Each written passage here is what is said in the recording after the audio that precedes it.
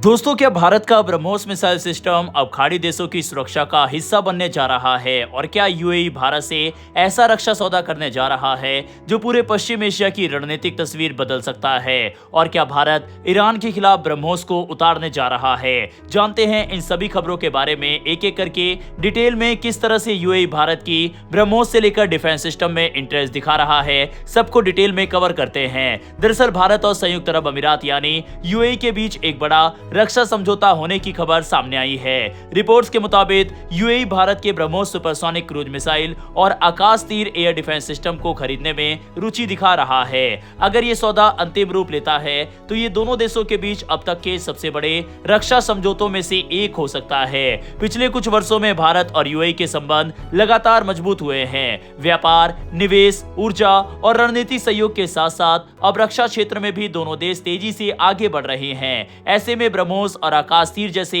आधुनिक सैन्य सिस्टम की संभावित बिक्री इस साझेदारी को एक नए स्तर पर ले जा सकती है। सबसे पहले बात करते हैं ब्रह्मोस मिसाइल की। ब्रह्मोस भारत और रूस की संयुक्त परियोजना है और इसे दुनिया की सबसे तेज ऑपरेशनल सुपरसोनिक क्रूज मिसाइलों में गिना जाता है।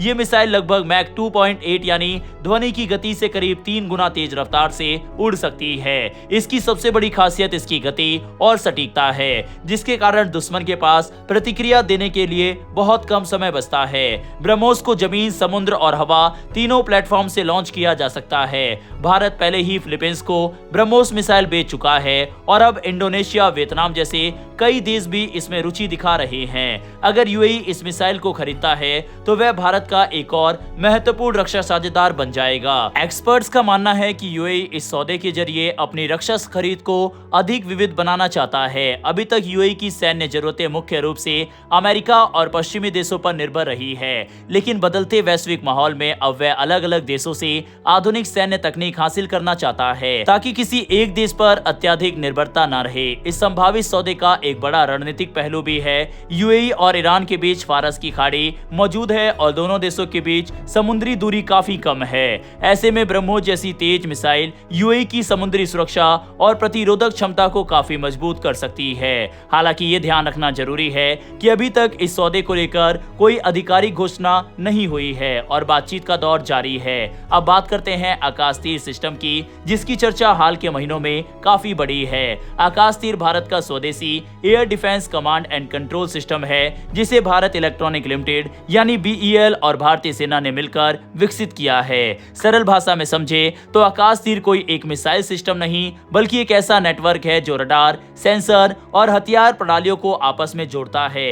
ये पूरे युद्ध क्षेत्र की हवाई गतिविधियों की एक रियल टाइम तस्वीर तैयार करता है, जिससे दुश्मन के विमान, ड्रोन या मिसाइल का तेजी से पता लगाया जा सके और तुरंत जवाबी कार्रवाई की जा सके।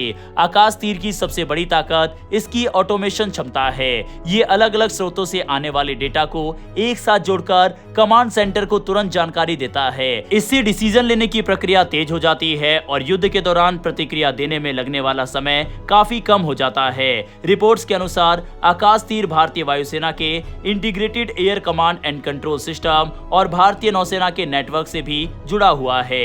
इसका फायदा ये होता है कि सेना की अलग अलग शाखाएं एक साझा तस्वीर के आधार पर काम करती है और गलती से अपने ही संसाधनों पर हमला होने का खतरा भी कम हो जाता है। भारत के लिए संभावित सौदा सिर्फ एक रक्षा निर्यात नहीं, बल्कि एक बड़ी रणनीतिक उपलब्धि भी हो सकती है। भारत लंबे समय से रक्षा क्षेत्र में आत्मनिर्भर बनने और दुनिया के प्रमुख रक्षा निर्यातकों में शामिल होने की दिशा में काम कर रहा है। ऐसे में यदि यूएई जैसे महत्वपूर्ण देश को ब्रह्मोस और आकाश तीर की बिक्री होती है तो इससे भारतीय रक्षा उद्योग की वैश्विक साख और मजबूत होगी। खाड़ी क्षेत्र के कई रणनीतिक विशेषज्ञ भी मानते हैं कि भारत अब उन्नत रक्षा प्रणालियों का एक विश्वसनीय आपूर्तिकर्ता बनकर उभर रहा है। यही कारण है कि यूएई इस संभावित समझौते को सिर्फ हथियार खरीद के रूप में नहीं, बल्कि भारत के साथ दीर्घकालिक रणनीतिक साझेदारी के रूप में देख रहा है।